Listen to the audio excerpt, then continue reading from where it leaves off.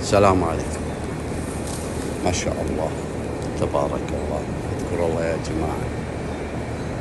شوفوا هذه السنة الإنتاج اللهم بارك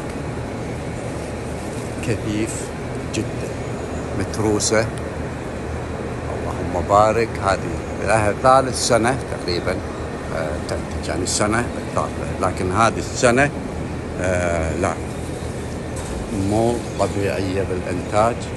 هسه إن شاء الله راح نشبع تفاح الورد بإذن الله، وراح نكاثر منها لأن هذا النوع طبعا مزروع من البذرة، والمشكلة أنه مزروع من البذرة لكن الثمر الحين ما في بذر. هذا اللي عقدتنا، أن لو قلنا نكاثر منها، بس إن شاء الله راح نكاثر منها عن طريق الترقيد الهوائي. شوفوا واذكروا الله، كل هذا ترى ما شاء الله كله ثمر من تحت الأغصان حتى اللي تحت.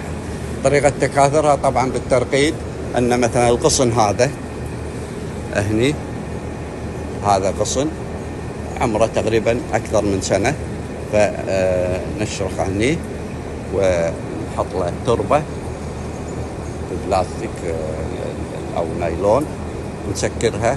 يعني هذا الغصن نختار على كيفنا، هذا الغصن وهذا الغصن بعد. إن شاء الله أنه راح نكاثر منها، لأن بصراحة الطعم مالها حتى تبارك الله جدا لذيذ. أبل روز